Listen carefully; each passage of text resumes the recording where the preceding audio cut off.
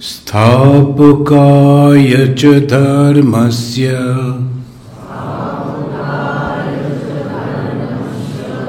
सर्वधर्म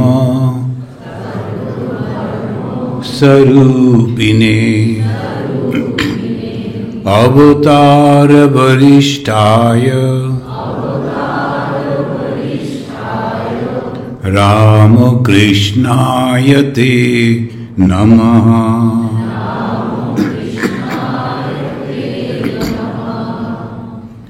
जननीं शारदां देवीं रामकृष्ण जगद्गुरुं पादपद्मे तयो श्रित्वा प्रणमामि मुहुर्मुहुः।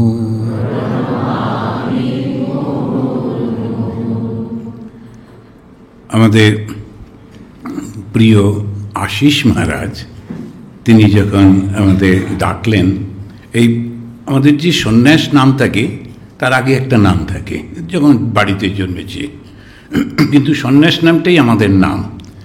কিন্তু বাঙালিদের একটু সব কিছুতে একটু বাড়ি বাড়ি ভাব আছে তো, ঘরোয়া, তো সেই জন্যে ওই বাড়ির নামটাই বলতে ভালোবাসে।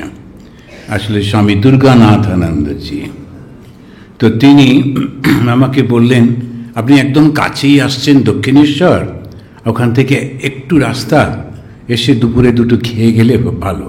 তাই বললাম ভালোই হলো, নতুন একটা আশ্রম দেখে যাব। তারপরে বললো যে এই ভক্তরা একটু থাকবে, দুটি কথা। তাই বললাম আচ্ছা বেশ। তারপরে ভক্ত বলতেছে এত ভক্ত,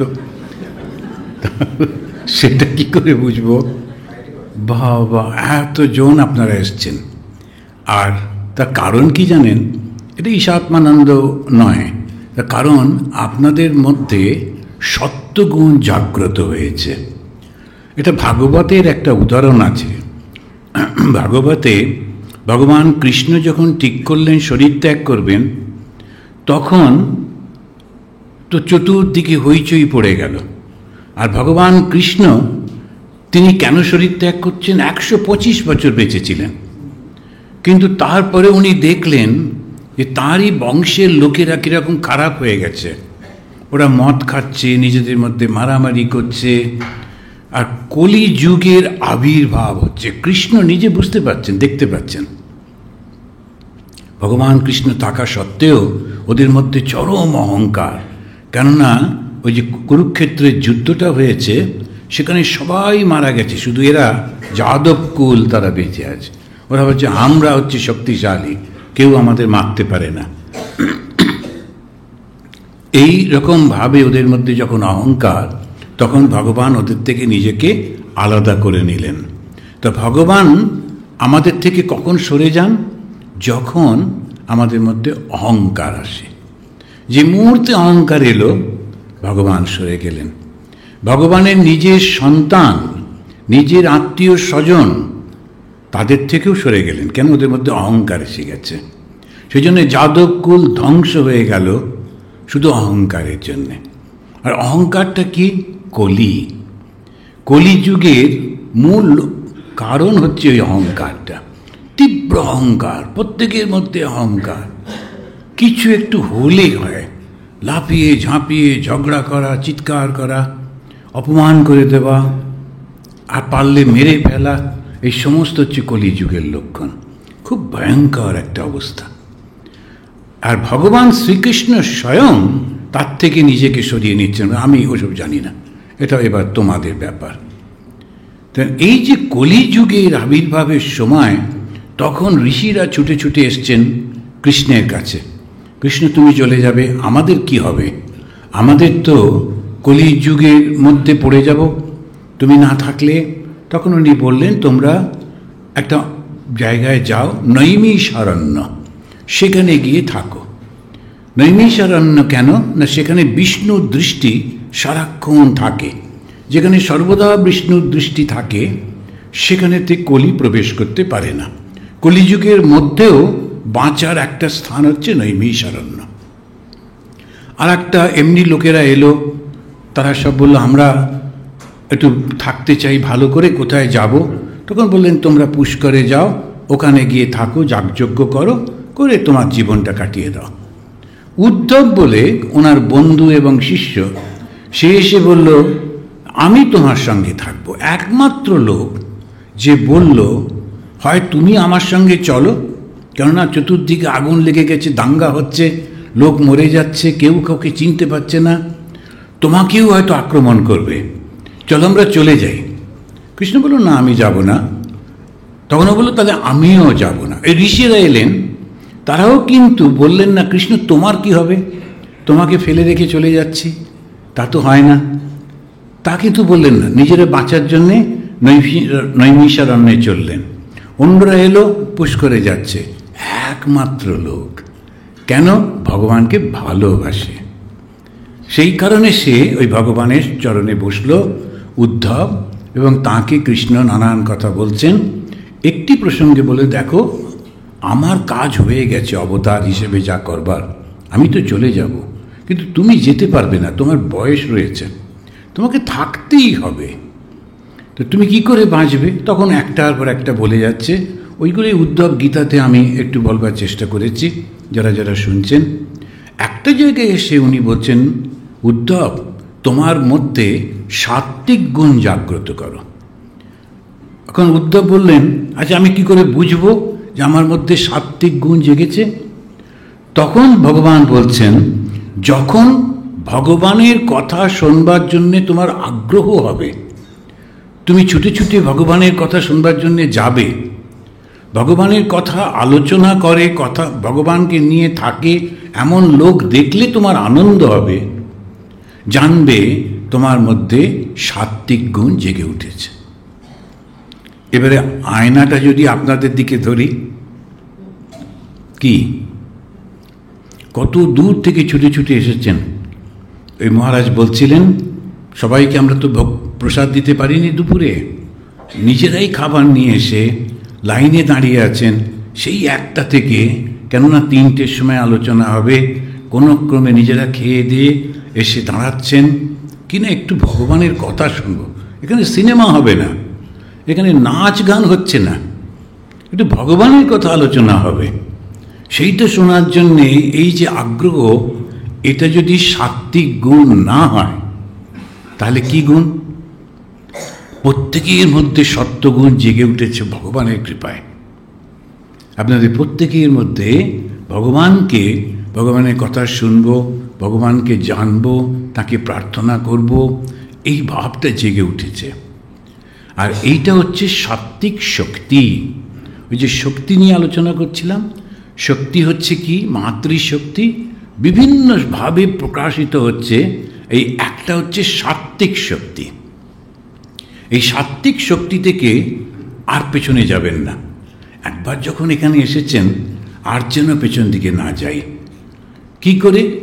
যে যা করছে করুক, একদম আমার বোন, আমার ভাই, ওরাও নানান রকম সব করছে টরছে, আমি বারণ করতে পারি, বোঝাতে পারি, কিন্তু আমি ওদের মতো হব না। ধর্মজীবনে আমি একলা চলব, কোনো উপায় নেই। ভগবান আমাদের শঙ্করাচার্য বলছেন যে যদি বাবা ধার নেয়, সে ধার শোধ করবার জন্যে ছেলে সাহায্য করতে পারে। কেউ যদি একটা বোঝা মাথায় নিয়ে যাচ্ছে, সেই বোঝাটাকে হালকা করবার জন্যে কেউ সাহায্য করতে পারে, কিন্তু ধর্মের পথে কেউ কাউকে সাহায্য করতে পারে না, ও সেখানে নিজেকেই করতে হয়। তো ওই কারণেতে এই ব্যাপারটা হচ্ছে শুধু আমার আধ্যাত্মিক মানে আমি, আমার ভেতরে। এখন কেমন করে করব? সেই জন্যে শ্রী শ্রী মা শারদা শক্তি রূপিণী প্রকাশিত হলেন। কি রূপে? সরস্বতী রূপে। এক অদ্ভুত। মা সরস্বতী তো জ্ঞান দেন। শ্রী শ্রী মাকে বলা হলো, ঠাকুর নিজেই বললেন, ও সরস্বতী জ্ঞানদায়িনী। এখন যখন ভগবান স্বয়ং এলেন শ্রী রামচন্দ্র রূপে, তিনি তার ধনুর্বাণ নিয়ে এলেন এবং তার শত্রু হিসেবে যে রাবণ টাবণ ছিলেন তাদেরকে তিনি হত্যা করলেন। ভগবান কৃষ্ণ যখন এলেন তিনিও সুদর্শন চক্র ব্যবহার করলেন এবং অর্জুনদের সাহায্যে শত্রুর নিধন করলেন। আর সেই ভগবান যখন রামকৃষ্ণ রূপে এলেন তিনি কিভাবে করলেন? কোনো অস্ত্রশস্ত্র নেই, ব্রাহ্মণ ঘরে জন্ম নিলেন। আর তার কি অস্ত্র? তিনি তার কাছে দেখা করতে এসছে একটি মদ মাতাল, তার পকেটে তখনও মদের বোতল রয়েছে, সঙ্গে বন্ধু বান্ধবগুলো এরকম সব মাতাল বন্ধু।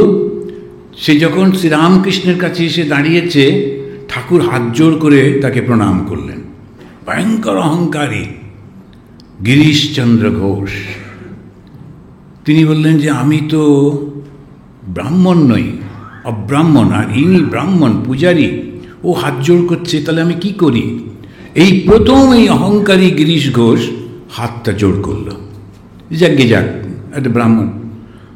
যেই ও হাত জোড় করলো, শ্রীরামকৃষ্ণ হাত জোড় করে মাথাটা আর একটু নিচু করে বাও করলেন, মাথাটা নিচু করে প্রণাম করলেন। গিরিশ দেখলো তো মহা উৎপাত, তখন কি করা যায়? তখন ও আবার হাত জোড় করে মাথাটা নিচু করলেন। তার শ্রীরামকৃষ্ণ মাটিতে মাথা টেকিয়ে প্রণাম করছেন গিরিশকে।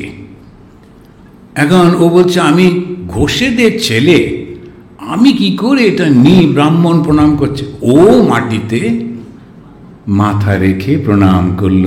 শ্রীরামকৃষ্ণের অস্ত্র এবারে নিরহংকার। শ্রীরামকৃষ্ণের অস্ত্র সুদর্শন নয়, তীর ধনুক নয়, এবারে প্রণাম যন্ত্রে, প্রণাম অস্ত্রে তিনি জগৎ জয় করছেন। তো আমাদের হচ্ছে সেইটি, অত্যন্ত নম্র, ভদ্র এবং সুশিক্ষিত হতে হবে। এই শিক্ষাটা কিসের? দুটি শিক্ষা, একটা জগতের আর একটা আধ্যাত্মিক শিক্ষা। জগতের শিক্ষা আমাদের যত আসবে, যেমন আমাদের সব এখন যে সাধু ব্রহ্মচারীরা আসছে তারা সব অত্যন্ত শিক্ষিত। আমি কালকেই বলছিলাম বেলুড় মঠের ওই বক্তৃতাতে,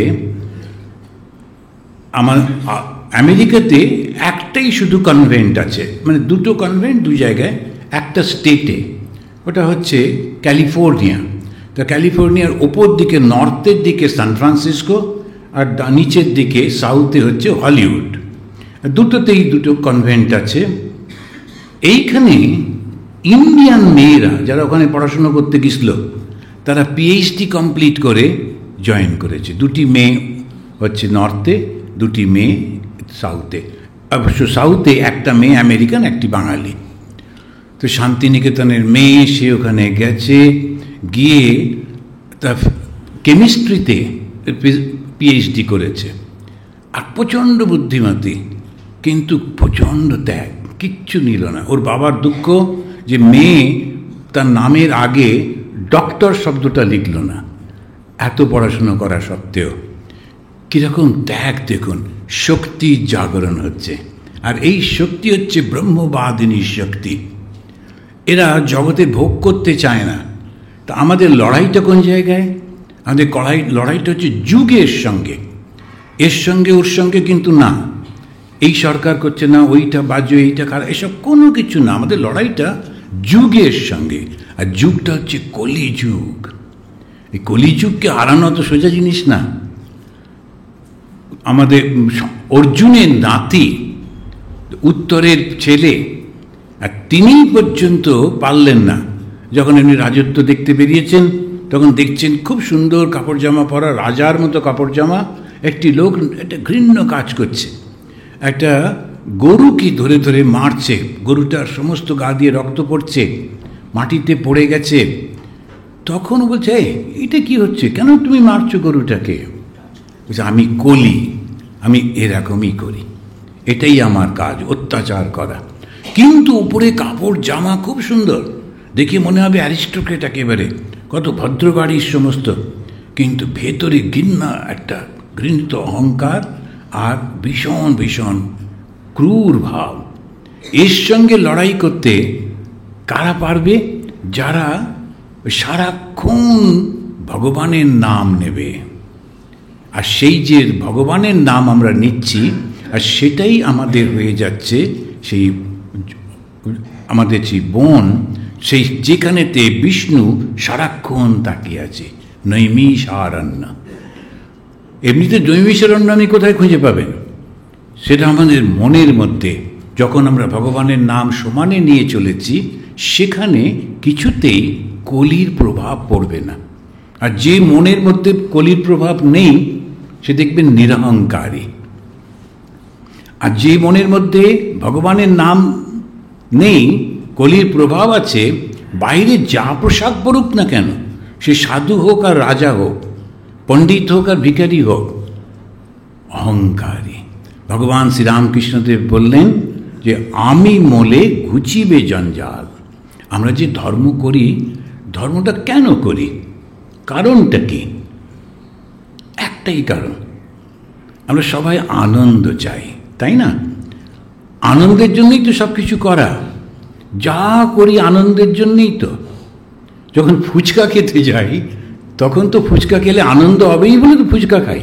ফুচকা খাবার পর গোলমাল হয়, সেটা অন্য কথা। এখন জলটা খারাপ ছিল, যে লোকটা তৈরি করেছিল নোংরা জলে, এ সমস্ত ওলটোলো, সেটা তো ওর দোষ। কিন্তু আমি তো গেছিলাম ফুচকা খেয়ে আনন্দ পাবো বলে। আমি যখন ডাক্তার হই, ইঞ্জিনিয়ার হই, আমি যখন বাড়ি বানাই, বিয়ে করি, যাই করি না কেন, আনন্দের জন্যই তো করি। কিন্তু যখন সে আনন্দটা থাকে না, তখন কি লাভ? কোনো জায়গায় আনন্দ নেই। সন্ন্যাসী হই আনন্দ পাবার জন্যে। আমি যখনই অল্প বয়সীদের সঙ্গে কথা বলি, আর নিজেকেও বারবার বলি, সংসার ত্যাগ করলাম, বাবা মা ভাই বোন সবাইকে ত্যাগ করলাম, কিসের জন্যে? ভগবান লাভ করব বলে। এই ভগবান মানে কি? কারোর ধারণা নেই। ভগবান মানে সিনেমা দেখি, আমরা দেখি জুম করে সামনে এসে দাঁড়ালেন, তারপরে এরকম করে, আর সঙ্গে সঙ্গে আমরা লিস্ট লাগিয়ে দিলাম যে মা আমার ওই এরকম ঠাকুমার একটু হাঁটুতে ব্যথা, একটু দেখে দিও, আর ওকে বেশি দেখতে হবে না, ওর বয়স হয়ে গেছে, তুমি এগুলোকে দেখো বলে একটা বিরাট লিস্ট করে দিলাম। কিন্তু সেটা হওয়ার সম্ভাবনা খুব কম। একজন বারবার বলে মা দেখা দিচ্ছেন না। আমি বললাম মা দেখা দেওয়ার কি আছে? মা যদি দেখা দেন তাহলে কি হবে? আমাদের আনন্দটাই আসল। কেন আনন্দ পাই না? এবারে বলুন, কেন আনন্দ পাই না?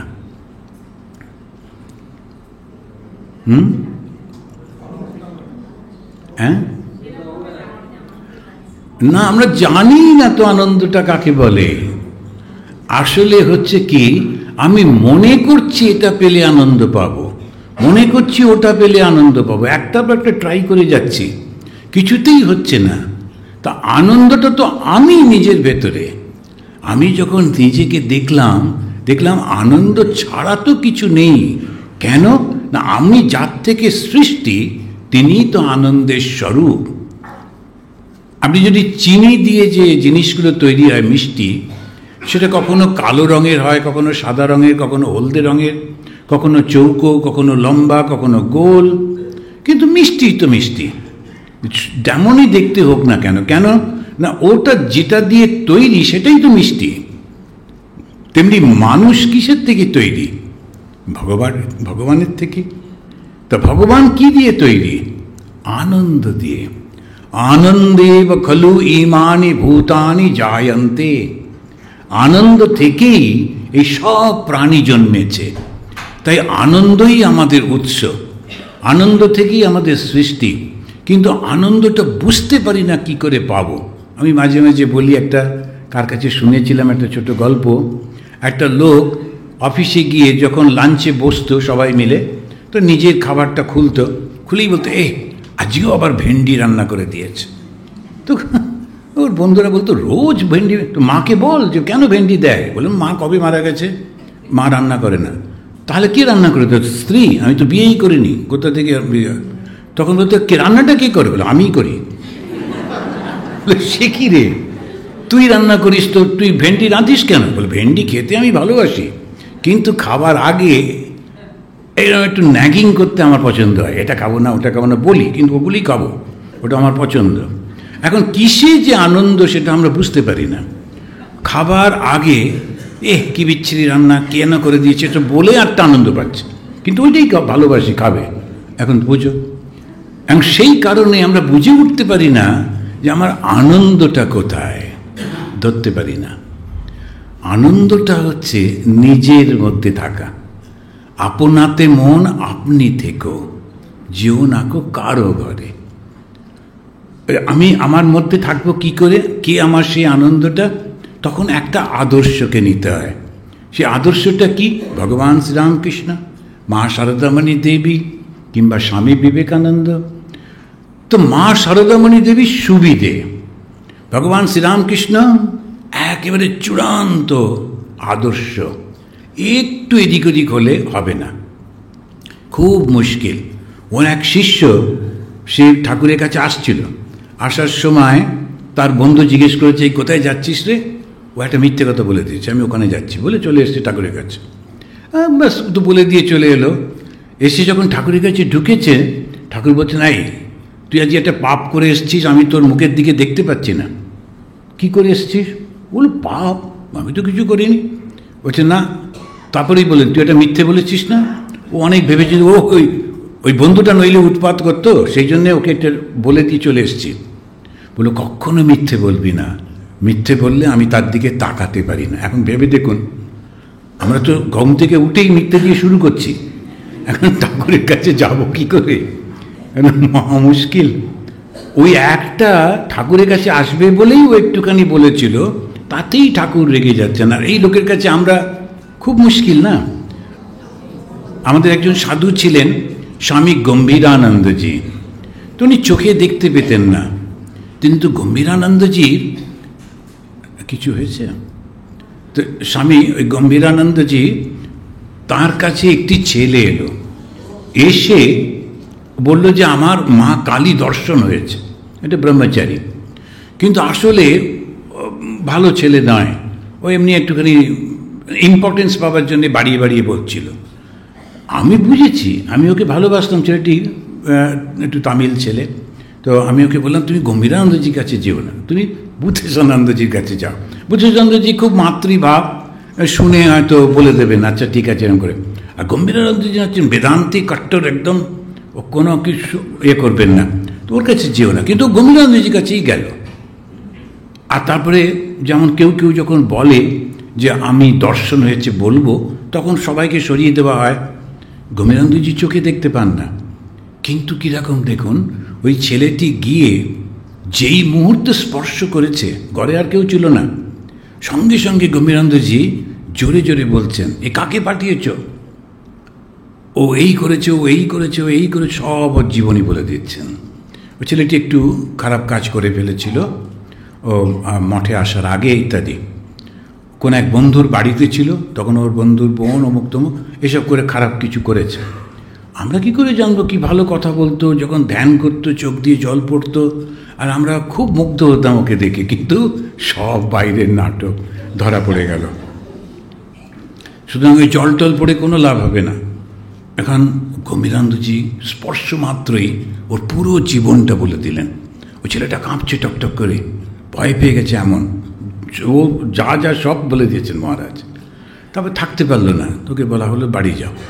তো যাই হোক, ভয়ে তারপর থেকে গম্ভীরানন্দজিকে ছুতাম না, কারণ ছুলে আবার যদি, কারণ সবসময় এখন কখন নানা রকম কী কী করেছি কি মনে আছে, সেগুলো আবার বলে দিলে মুশকিল, তো যা হয়েছে হয়েছে।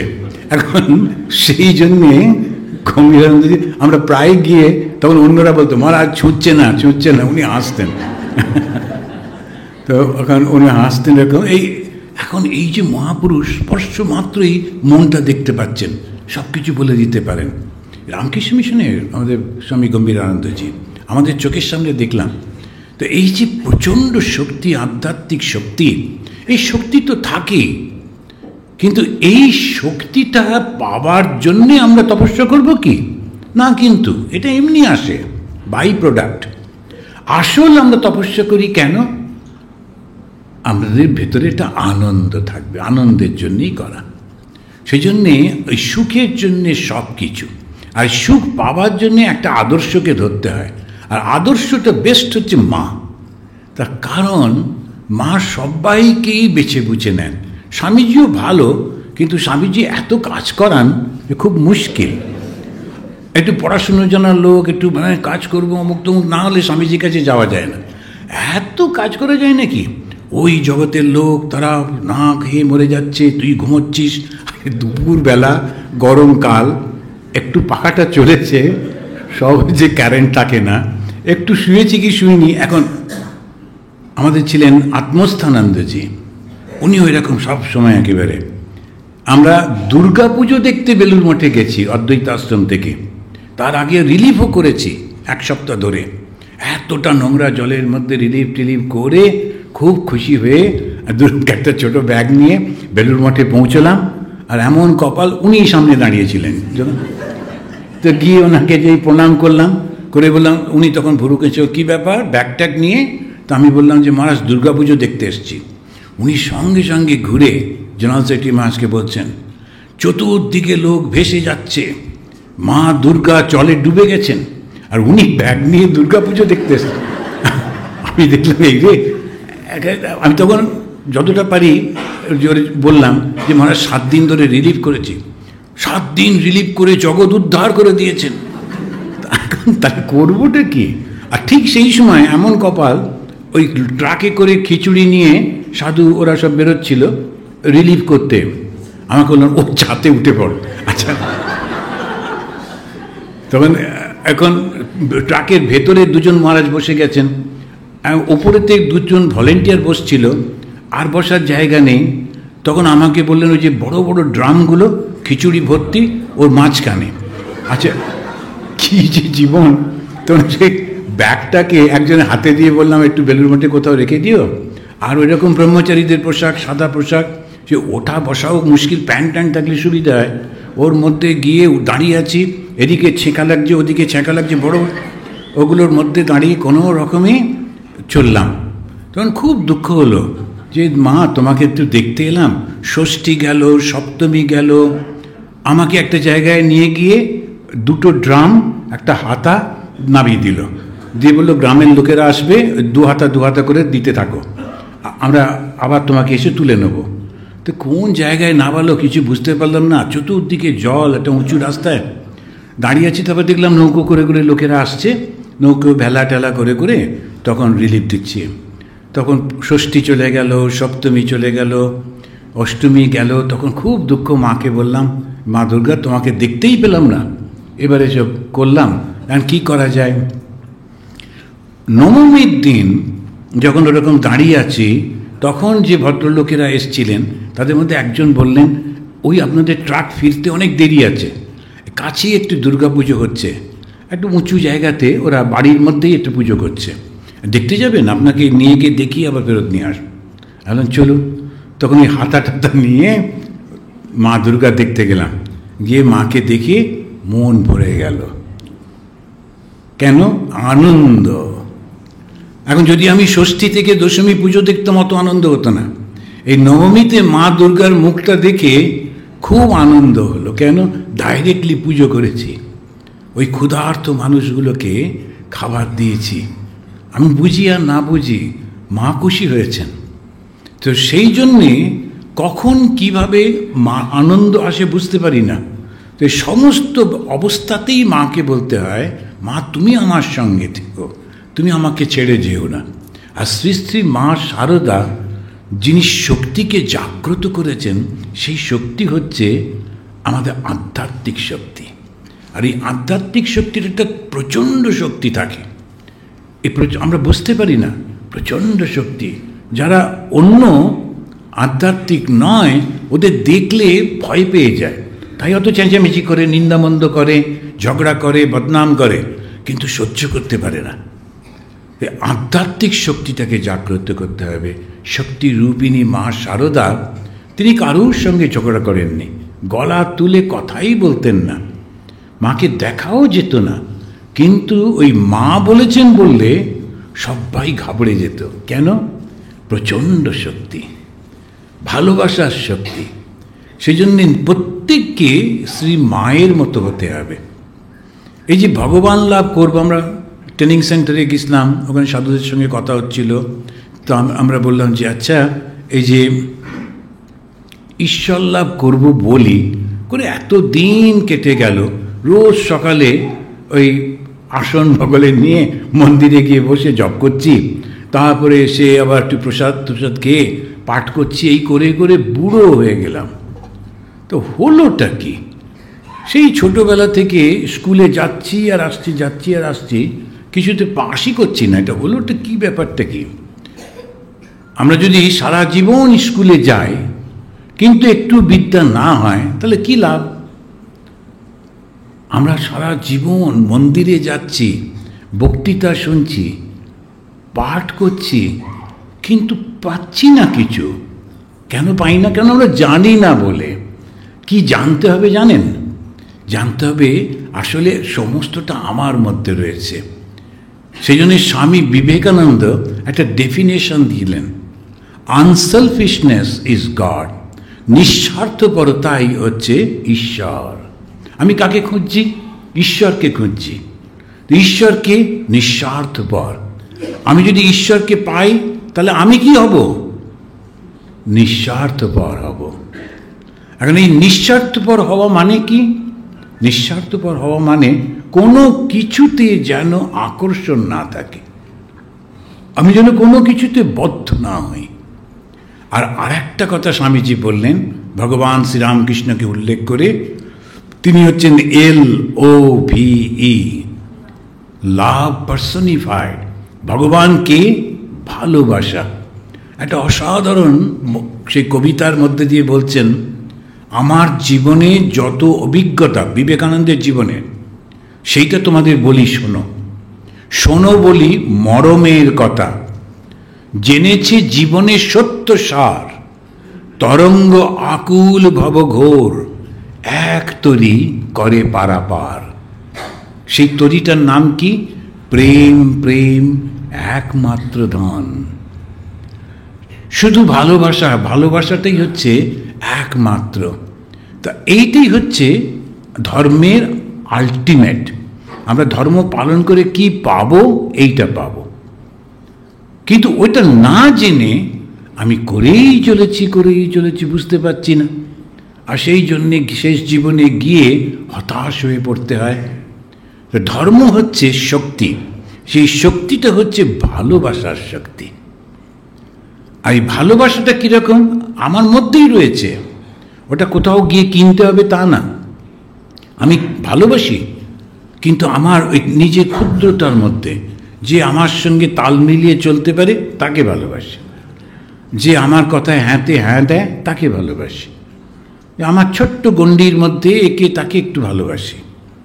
কিন্তু যেই একটু এদিক ওদিক হলো আর ভালোবাসি না। এমনকি আমি অনেক সময় দেখেছি মা মেয়েকে ভালোবাসছে না। কেন? ও আমার কথা শোনে না। মেয়ের বিয়ে হয়ে গেছে, মা আর কথা বলবে না, দেখবে না, ইত্যাদি। তো এইরকম সমস্ত ভাগ হয়ে যায়। ভালোবাসা আমাদের আছে ছোট্ট, ওটাকে বিরাট করে দিতে হবে, তখন সবাইকে ভালোবাসা।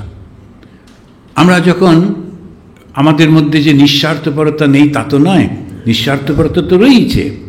আমরা অনেক জিনিস ভাগ করে করে দিই। আমি দেখেছি যে একজন লোক সারা বছর কাজ করে বোনাসে যে টাকাটা পেলেন সেটা দিয়ে সবার জন্যে কাপড় চোপড় কিনলেন, নিজে কিনতে পারলেন না। হ্যাঁ, পুরোনোটাই ধুয়ে টুয়ে দুর্গাপুজোতে সবাইকে নিয়ে খুব আনন্দ করে ঠাকুর দেখতে বেরোলেন। নিঃস্বার্থপরতা নয়? নিঃস্বার্থপরতাই তো।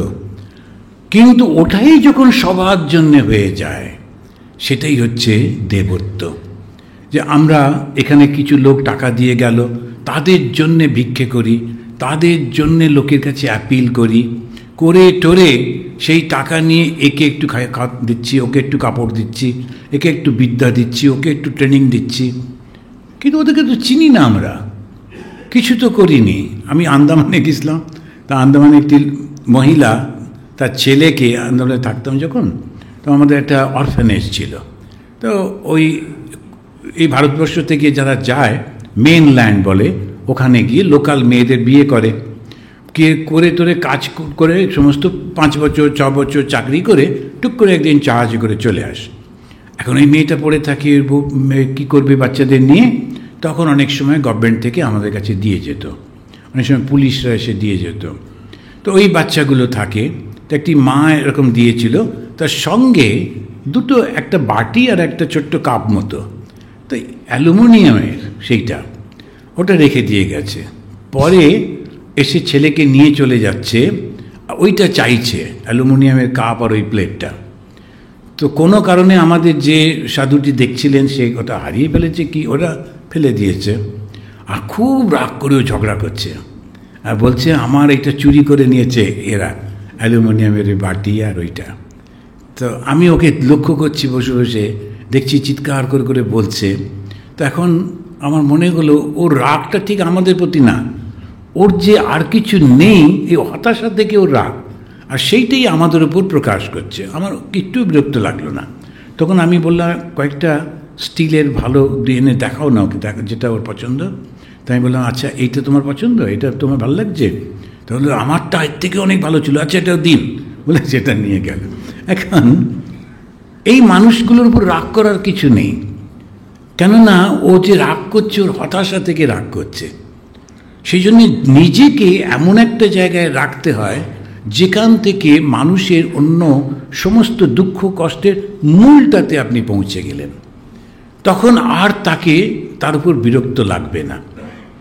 আমি যখন ব্রহ্মচারী একটা বই লিখব বলে ওই যেতাম অদ্বৈত আশ্রম থেকে একটা লাইব্রেরিতে, ন্যাশনাল লাইব্রেরি, ওই ন্যাশনাল লাইব্রেরিতে আসার সময় বাসে বসে আছি উল্টো দিকে, ওই বাসটা ওখান থেকেই রওনা হয়। এবারে অফিসের লোকেরা এসে বসলো, আমি একটা সিটে বসে আছি, অন্য সিট তো ফাঁকা, কিন্তু তবু আমার উল্টো দিকে বসা দুটি তিনটি লোক অফিসে কাজ করে, তাদের হঠাৎ মধ্যে একজন হঠাৎ করে বলল, এই দেখ এই যে বসে আছে না সাদা কাপড় পরা, এরা হচ্ছে সিআইএ। তখন আমি জানি না সিআইএ মানে কি, কিন্তু তখন আমাদের এই বাঙালি সমাজের মধ্যে সিআইএ শব্দটা খুব চলতো, সবাই সবাইকে সিআইএ টিআইএ বলতো। আমেরিকার চর, কোথায় আমেরিকা কেউ জানে না, ম্যাপেও খুঁজে পাই না, কিন্তু তখনও বলতো সিআইএর চর। আমি লোকটিকে দেখে আমার একটু রাগ হলো না, তখন আমার অল্প বয়স, তথাপি আমি ওর দিকে তাকিয়ে আছি আর ভাবছি আচ্ছা যদি আমার এত বড় বড় ঝুলপি হতো, এরকম মোচ হতো, দুটো চারটে হার পরে বুকের জামার বোতামগুলো খুলে এরকম করে বসে থাকতাম, হাতে তিন চারটে বালা, ও আমাকে সিআইএ বলতে পারতো?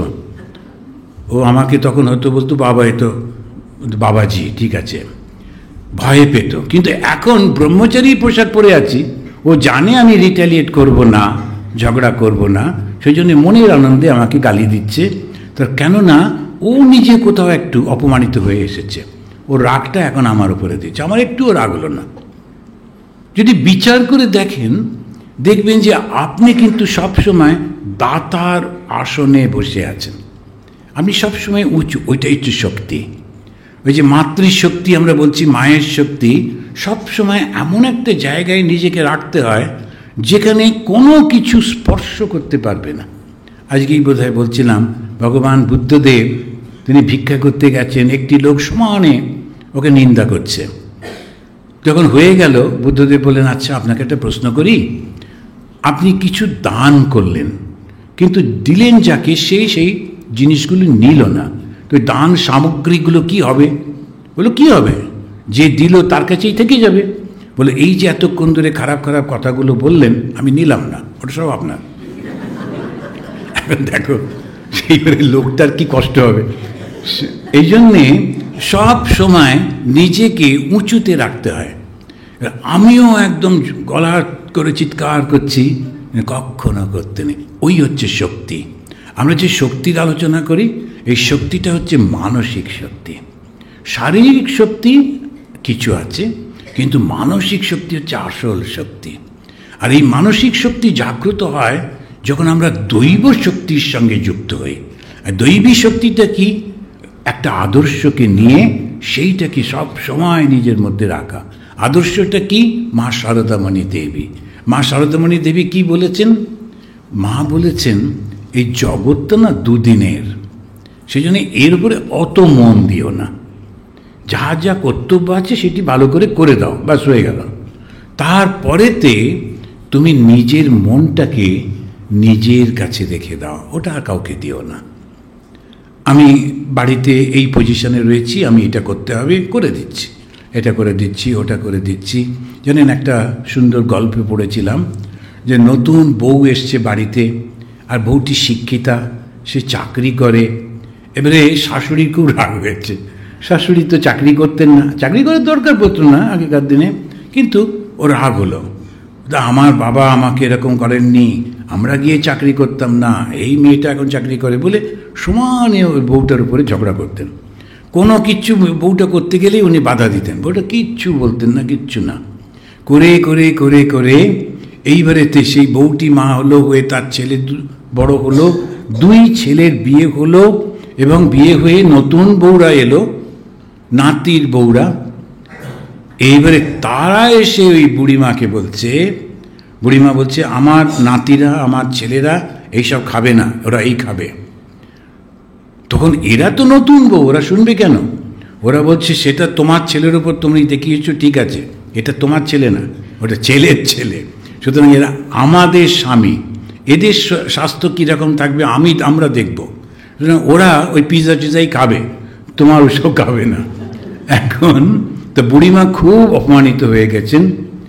ওই সেই মেয়েটি যে প্রথম দিন থেকে শাশুড়ির বিরুদ্ধে কোনো দিন যায়নি, সে এবারে প্রথম ঘর থেকে বেরিয়ে এলো, এসে বলল এই বাড়িতে এই মা যে কথা বলবে সেটাই হবে। যদি এখন ওরই ছেলে, ওই 2 ছেলে ওরই তো ছেলে, ও বললো আমিও বলবো না, তোমরাও বলবে না, ইনি যা বলবেন তাই হবে। মা যদি বলেন এইটা খাবে, ওই নাতি ওই খাবে। ওই ছেলেদের সামনে বলছেন, ওর স্বামীর সামনেই বলছেন। তখন ওই বৃদ্ধা ঝরঝর করে কাঁদছে, ওকে জড়িয়ে ধরে বলছেন তুই আমাকে এত শ্রদ্ধা করতিস, এত ভালোবাসতিস, আমি তো কখনো বুঝতে পারিনি। এই হচ্ছে শক্তি। তা আমরা যদি ঝগড়া করতেন, ওই মহিলা যদি মুখে মুখে কথা বলতেন, আর স্বামীকে আসার সঙ্গে সঙ্গে বলতেন একটা ফ্ল্যাট দেখেছো, কবে যাব, আর স্বামী বেচারি অফিস থেকে এসে নিচেই ঘোরাঘুরি করছে, ঢুকলেই তো জিজ্ঞেস করবে, সেই জন্যে বাড়িতে ঢুকছে না। এখন এই পরিস্থিতির মধ্যে কে শক্তিশালী বলুন তো? ওই মহিলা। কেন? সহ্য করো, সহ্য করো, সহ্য করো। শ্রী শ্রী মা বলছেন স স স, যে সয় সে রয়। সহ্য করো, সহ্য। কি প্রচণ্ড শক্তি ভেবে দেখুন তো। 1 দিন 2 দিন না, দিনের পর দিন সহ্য করেছেন।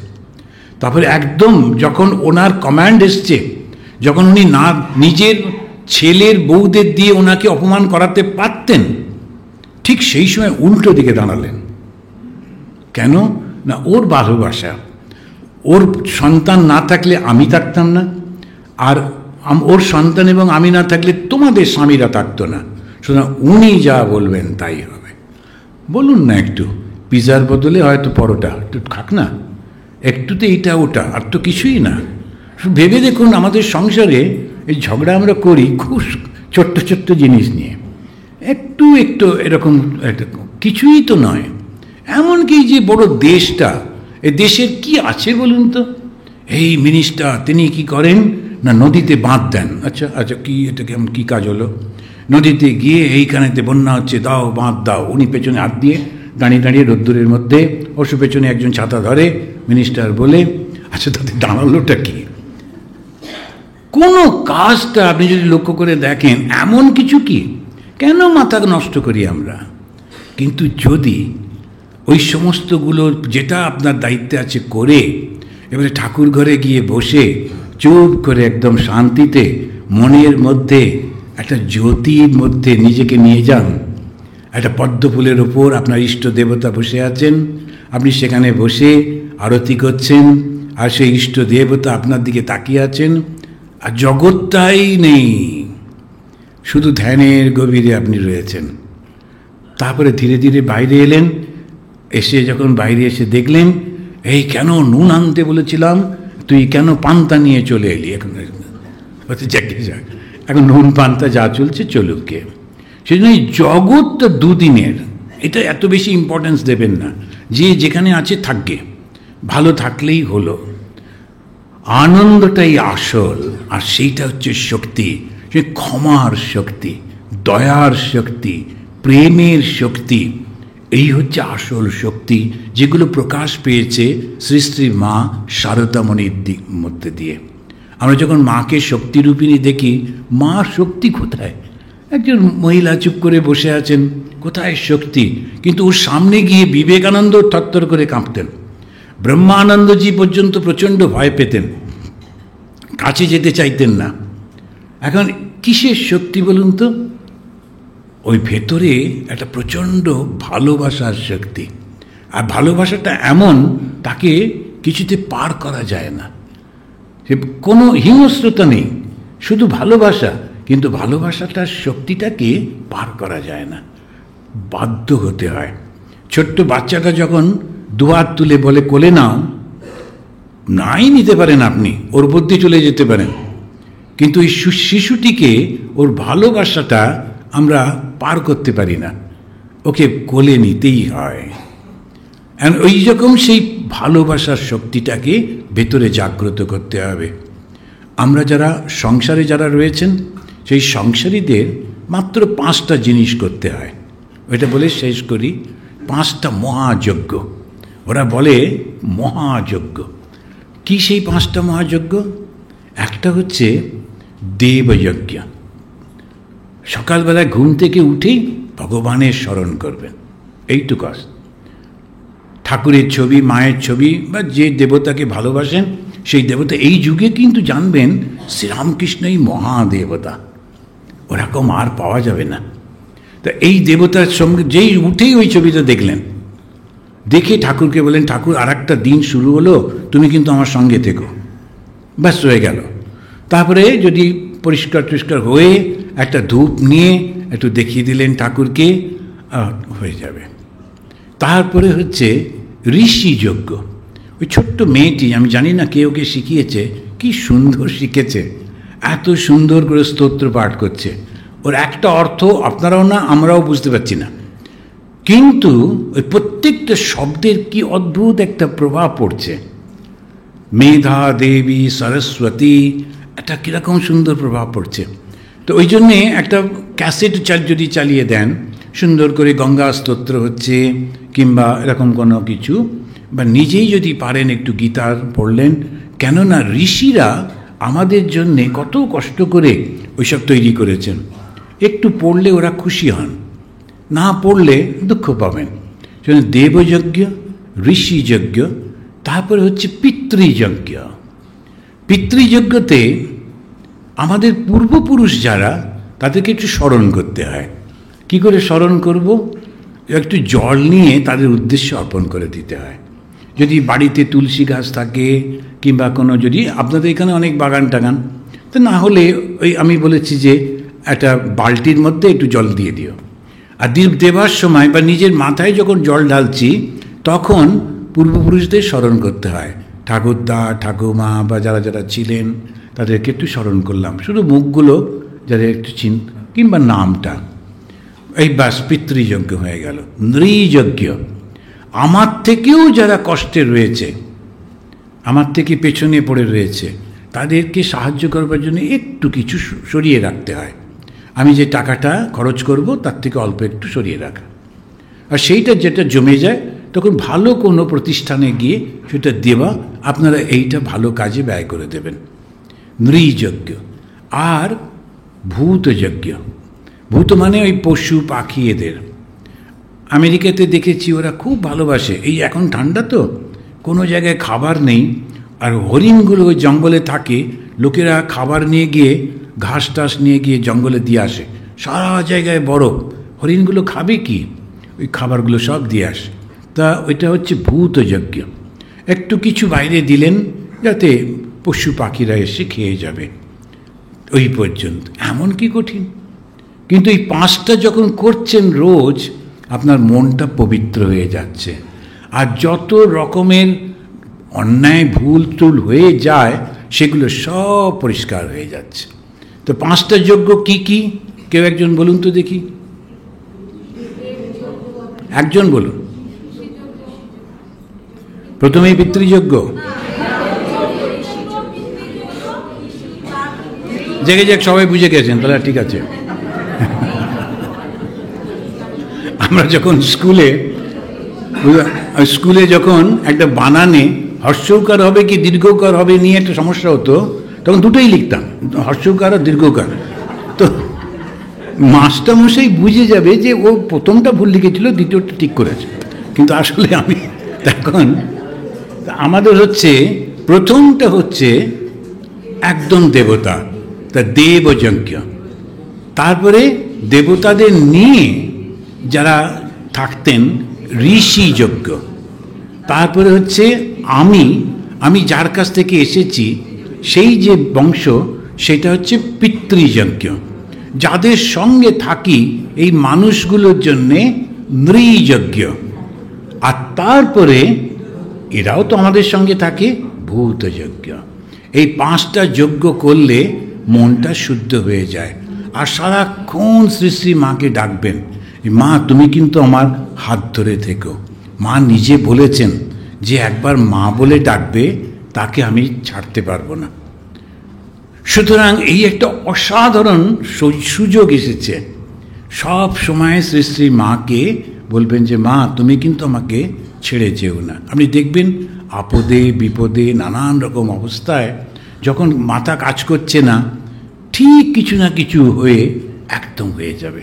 আমাদের নিজেদের জীবনে না প্রত্যেকটা পদক্ষেপে প্রমাণ পাই, কিন্তু এমন মন তারপরেও বিশ্বাস হয় না। তো সেই জন্যে সব সময় মাকে ডাকবেন। খুব ভালো লাগলো আপনাদের সঙ্গে কথা বলে। আর একদম পেছন দিকে যাবেন না, ওই লোকটা না করছে না, এরা না খারাপ, একদম ওর মধ্যে যাবেন। আর একটা ভয়ঙ্কর সমস্যা এসছে আমাদের এই বর্তমানে, ভীষণ মিথ্যা কথা বলে হিংস্রতা ছড়িয়ে দেওয়া হচ্ছে। ওরা খারাপ, ওদের জন্যে আমাদের খারাপ হচ্ছে, অমুক তমুক নানান রকম ছড়িয়ে দিচ্ছে। আর যখনই মেসেজগুলো আসছে আমি লক্ষ্য করে দেখেছি, এমনকি আমাদের সাধুরা পর্যন্ত উত্তেজিত হয়ে সেটা ফরওয়ার্ড করে দিচ্ছেন। খবরদার করবেন না, ওই মিথ্যার মধ্যে একেবারে যাবেন না। আপনি জানেনই না ঘটনাটা কি, তো বলেছে তো আমি কি করব, আমার এর মধ্যে নেই, ওগুলো সঙ্গে সঙ্গে ডিলিট করে দেওয়া ভালো। তা পরবর্তী দেখা গেল কোনো কিছুই হয়নি, মিথ্যা কতগুলো জিনিস। যে লোকটা আপনার কাছে পাঠাচ্ছে সেও জানতো না, আপনি যার কাছে পাঠাচ্ছেন আপনিও জানতেন না, কিন্তু প্রচুর ক্ষতি হয়ে গেল এবং প্রত্যেকেই আপনারা পাপের ভাগী হয়ে গেলেন। যে প্রথম শুরু করলো ও কিন্তু নিজের প্রফিটের জন্য করলো প্রচারটা, করবার পর বললো না সরি আমি জানতাম না, ওটা হয়ে গেল। কিন্তু ইতিমধ্যে আপনারা সকলে পাপীর ভাগে হয়ে গেলেন শুধু ফরওয়ার্ড করে করে। খবরদার করতে যাবেন না, না আমার ওর মধ্যে নেই, ওইসবের মধ্যে আমরা নেই। আর সারাক্ষণ ভগবানকে ডেকে ডাকুন। আর কাছে পাশে লোক ভুল ভাল করলেও খুব একটু উত্তেজিত হবেন না, ঠিক আছে ওগুলো হতেই থাকে, আচ্ছা আমি আমার মতো চলি। অন্যরা সমস্ত জুতোটাকে কিভাবে রেখেছে, আপনি নিজের জুতোটা ঠিকভাবে রাখবেন, তাহলেই হবে। শুধু নিজেকে সামলে নিতে পারলেই হয়ে গেল। প্রত্যেকে যদি নিজে সংযত হয়ে চলে, সমাজটাই পাল্টে যাবে। তারপর আসুন তাহলে একসঙ্গে 3 বার জয়ধ্বনি করি ঠাকুর, মা আর স্বামীজির নামে। জয় ভগবান শ্রীরামকৃষ্ণ দেব কি, জয় মহামাই কি, জয় স্বামীজি महाराज जी की।